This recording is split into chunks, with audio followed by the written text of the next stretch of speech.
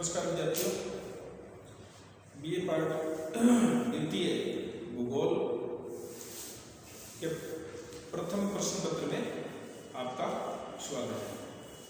तो अपने पूर्व की कक्षा में जो है मानव भूगोल के बारे में चर्चा कर रहे थे। इसी में हम लोग आगे बढ़ेंगे। तो मैं आपको आगे की जो तमाम बातें हैं मानव भूगोल से जुड़ी हुई वह मैं आपको अभी करवा रहा हूँ। तो मानव भूगोल की शाखाओं के बारे में चर्चा हो रही थी, जो कि आप लोग पीछे की कक्षाओं में वीडियो देख चुके हैं। तो मानव भूगोल की शाखाओं में हम आगे बढ़ते हुए क्या होता है कि कुछ भूगोलवेत्ताओं द्वारा कुछ नियमों का प्रतिपादन किया गया है, जिन्हें हम यहाँ आज चर्चा करेंगे। आज का जो क्वेश्चन है आप नोट कर सकते हैं, निश्चयवाद। निश्चयवाद पर एक टिप्पणी लिखिए या निश्चयवाद को समझाइए। इसको आप लोग इस तरह से देख सकते हैं या यूं समझे कि परीक्षा में वह इस प्रकार से आ सकता है।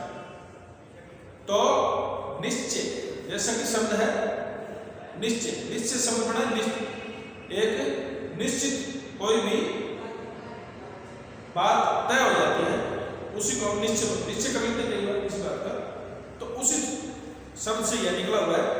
तो निश्चय क्या होता है? निश्चित। अब इसको हम भूगोल की दृष्टि से देखें तो निश्चय क्या है? अगर रात हो गई तो दिन निकलना निश्चित है।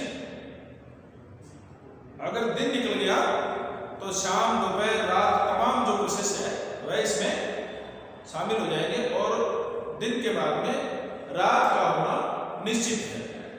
इसी प्रकार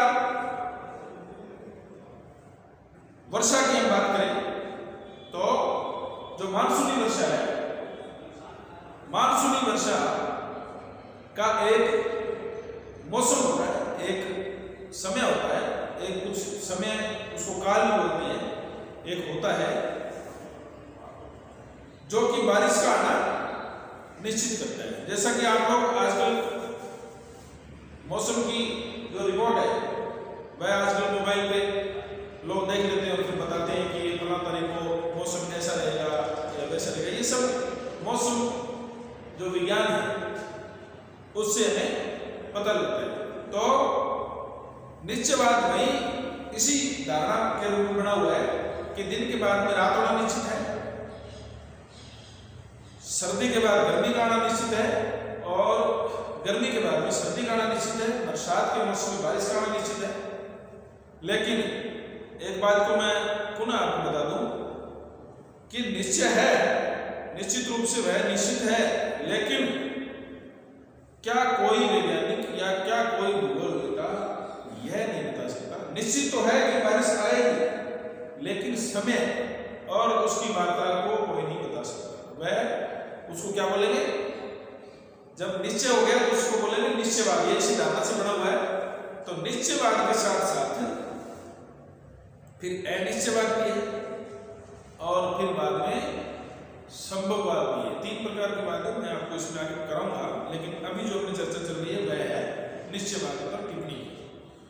तो मनुष्य तथा पर्यावरण के बीच में घनिष्ठ संबंध है तथा साथ ही एक दूसरे को प्रभावित भी करते हैं।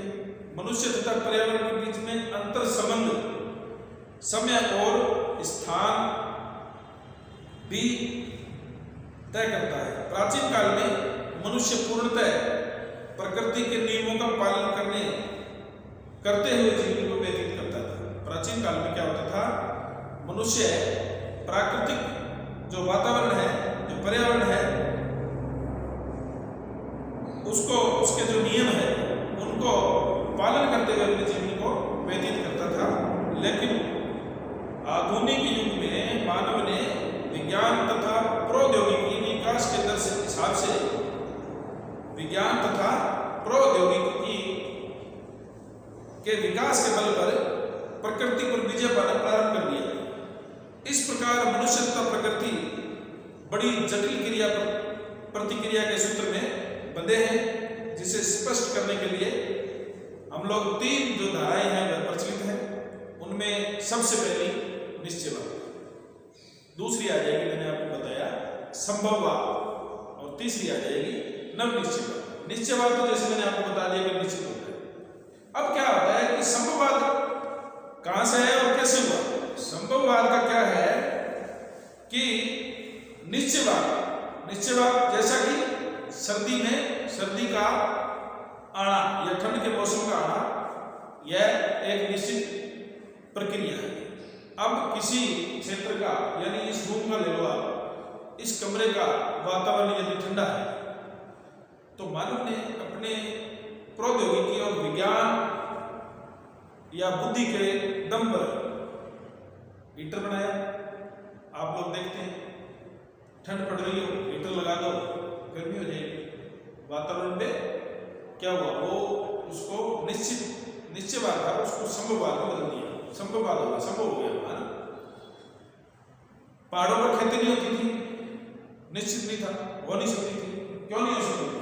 क्योंकि पहाड़ों पर खेती करना संभव नहीं था। तो धीरे धीरे मानव ने अपने बुद्धि से यह तय किया और पहाड़ों पर खेती का जो है सीढ़ी नुमा खेत बना करके वहां खेती की जाने लगी। और क्या होता है? पहाड़ों पर खेती होने लगी। अब क्या है, गर्मी के मौसम इतनी ज्यादा गर्मी पड़ती है, बहुत बड़ा हॉल है और इतनी गर्मी लग रही है सब लोगों को, गर्मी का मौसम है, क्या करें? मानव ने क्या किया?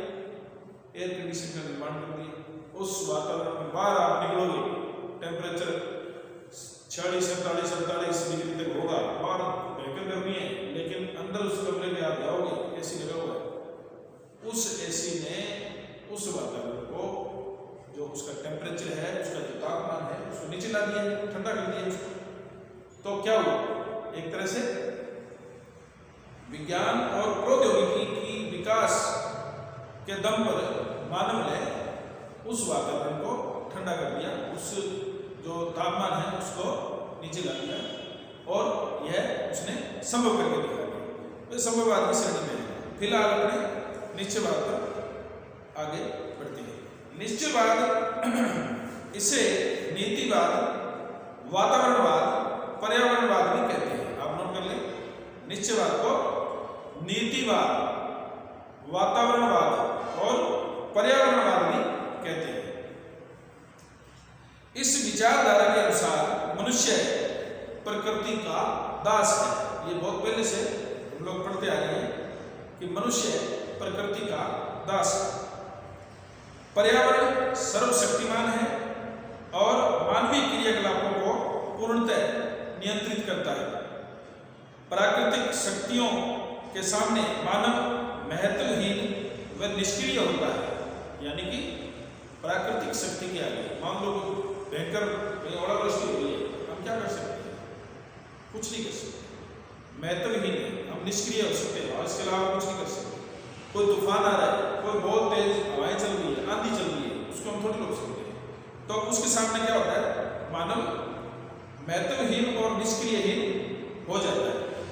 विश्व के विभिन्न भागों में मानवीय व्यवहार में अंतर प्राकृतिक पर्यावरण में पाए गए अंतर के अनुसार ही होता है। तो विश्व के अंदर मानव पर वातावरण के प्रभाव का उल्लेख अनेक प्राचीन एवं यूनानी लोगों के ग्रंथों से मिलता है। यूनानी जो भूगोलवेत्ता है या वैज्ञानिक है या पुराने जो भी विद्वान हुए हैं, उन्होंने जो लेख लिखे हैं या ग्रंथ लिखे हैं, उन ग्रंथों में इस प्रकार की बात हमें देखने को मिलती है। प्राचीन भारतीय विद्वानों ने भी मानवीय क्रियाकलापों पर वातावरण के प्रभाव को स्पष्ट माना है। यानी कि भारतीय वैज्ञानिक है, उन्होंने भी जो मानव के क्रियाकलाप है उनके ऊपर जो भी वातावरण का प्रभाव है उसको स्पष्ट रूप में माना है। तो निश्चयवादी विचारधारा का विकास कहां से हुआ? जर्मनी ने हुआ था। रेटजेल इसके जनक थे। रेटजेल एक भूगोलवेता हैं जो कि जर्मनी के थे। वह इसके जो है निश्चितवादी विचारधारा के जनक थे। इस प्रकृतिवादी विचारधारा के समर्थकों में, यानी इनके बहुत से आपस में जो विचार है कई बार आपस में टकरा जाते हैं, लेकिन कई बार आपस में अगर यदि कोई समर्थन भी करता है उस विचारधारा का तो वह भी इसमें शामिल कर लिया जाता है। तो विचारधारा के समर्थकों में हम्बोल्ट, कुमारी सेम्पुल, डिमांजिया, हैंकेल, बकेल, बोदिन, लिपले आदि प्रमुख विचारक थे जिन्होंने इस विचारधारा का समर्थन किया। इस वातावरणवादी विचारधारा के समर्थकों को जियोक्रेट्स कहते हैं। क्या कहते हैं? जियोक्रेट्स कहा जाता है। निश्चयवादी विचारधारा के अंतर्गत वातावरण को प्रधानता दी गई है। यह मत प्रतिपादित किया गया है कि मानव के सभी क्रियाकलापों प्रकृति द्वारा निर्धारित एवं नियंत्रित होते हैं। प्रकृति की आज्ञा के अनुसार ही मानव को अपनी आवश्यकताओं एवं इच्छाएं नियंत्रित करनी पड़ती है। बिना प्रकृति की अनुमति